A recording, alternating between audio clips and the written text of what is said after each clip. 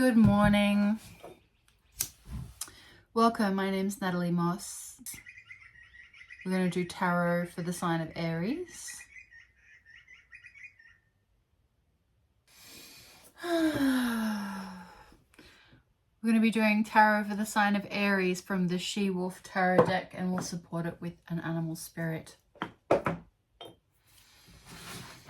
So a simple Celtic cross spread for Aries.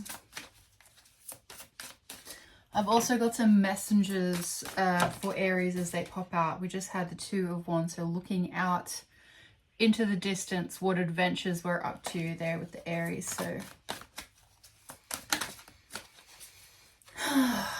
So I looked at, in a pre-meditation, I looked at Aries and got the image of a white cloak on a horseback, like sitting with the white cloak sort of perfect on the back of the horse, so that it was calm and fresh. It was like surveying the lands and like looking around, looking at what has happened, what should we do now. It's like having a look around, very strategic, very Aries like, in Aries power.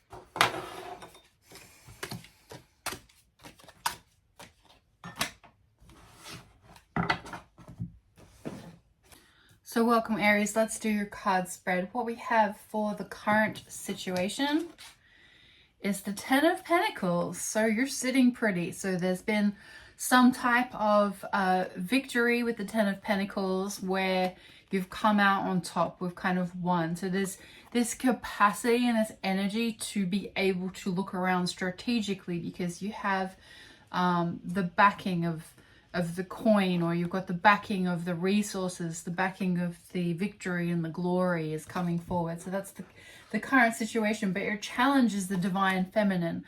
So how is there adequate rest and consideration for how you repair from this situation, whatever it took, whatever it takes, whatever the cost of gaining this Ten of Pentacles was.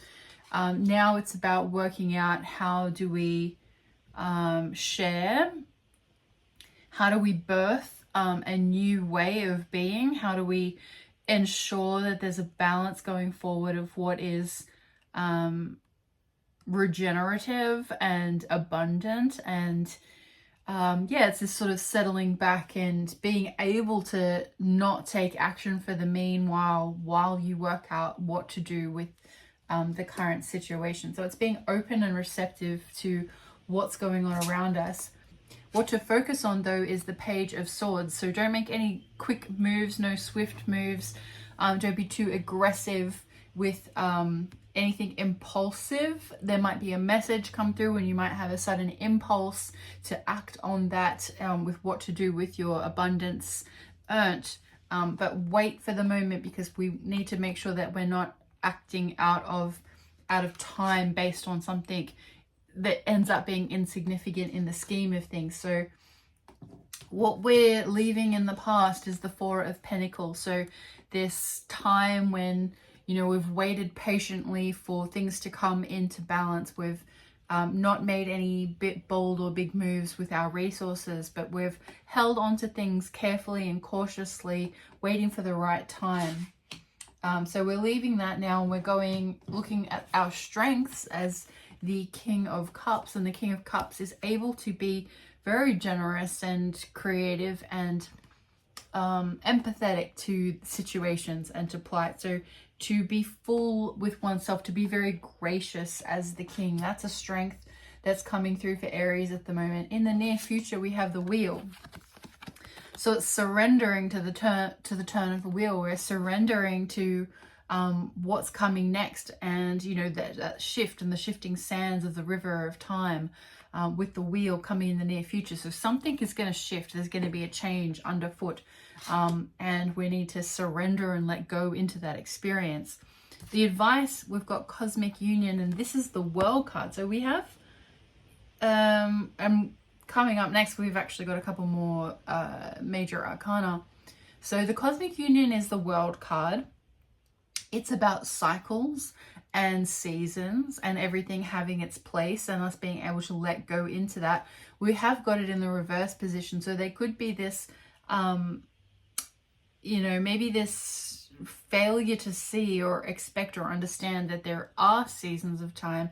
And so while there's a season of plenty, there's a season going on with the Ten of Pentacles as the current situation, the fair distribution of those wins and ensuring that our community has a share.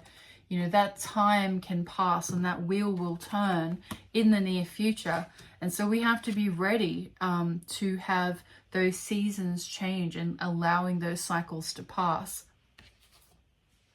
Our environment around us is the Magus, which is a Virgo card. So in this deck, we kind of have these extra cards.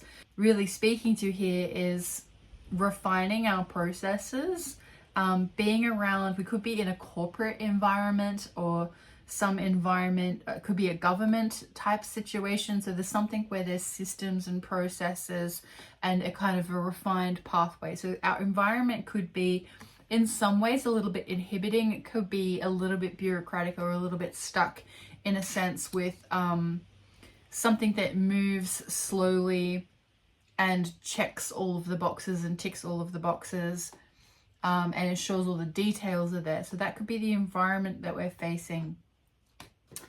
And the hopes and fears, we've got the Lovers here. So will there be, will we find that sense of inner connection?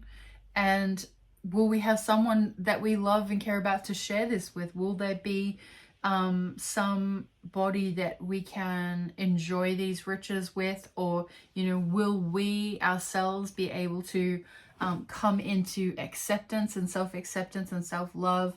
Obviously, the Lovers is connected to Gemini, which is all about communication. We're in Gemini season at the moment. So there's hopes and fears is that we're going to be able to communicate our needs and our wants and our desires and to find that love that mirrors back to us what we have to give. So that's in our hopes and fears. And the potential outcome is the Eight of Pentacles. So, that mastery of something where we've got these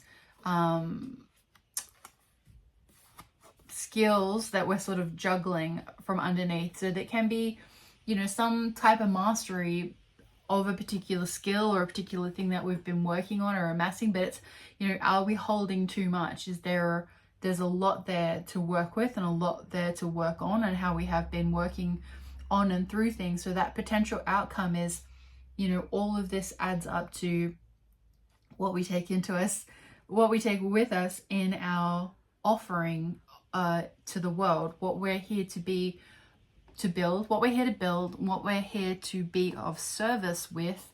Potentially it's our vocation or it's our actual job and actually what we move towards. So yeah, it's about looking back at that current situation with the Ten of Pentacles and that ensuring that we can be sensitive to, with the Divine Feminine, to be receptive to what the community needs and to be able to share around the resources at the moment without making any swift moves, just being cautious of that one-off alarm bell that rings. We don't want to be too reactive. And so with the Four of Pentacles, what we're leaving behind, we're going into the strength of the King of Cups, being gracious and able to share, allowing the surrender of the wheel to come, which is coming for us in the near future. We need to work on understanding or allowing this season or this cycle to pass with the world, with the cosmic union, what comes together in the dark and the light and the alignment of the planets. Working through this corporate environment or this kind of bureaucratic process and system, and still being able to find someone to share this all with, particularly for us. That's in our heart as the Lovers at the moment. And Eight of Pentacles is the potential outcome. Let's get a animal spirit to support our outcome. We've got the rabbits. So the rabbit can be quite timid, but the rabbit is also agile and able to survive a lot of different situations and scenarios. So while there's this element of kind of fear, there's actually a huge amount of survival instincts and ability to adapt to different environments and to thrive within those different environments, and to be agile and to be flexible and to find new ways to survive even despite the fear and the sensitivity.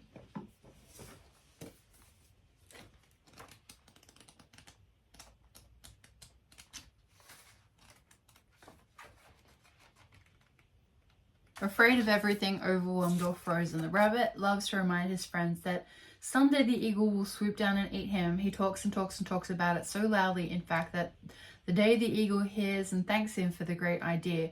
Rabbit energy is alive when we are scared, most often about the future, and we become our own worst enemy. We spin up a dust cloud of fear and then complain to others that we are lost. Notice your thoughts and words, O rabbit, they shape your destiny. So yes, sensitive problem solver, but also a good listener. So there's this ability to be able to hear what people need. So let's look at the challenge of the Divine Feminine and being able to hear and listen what people need without getting caught in, trying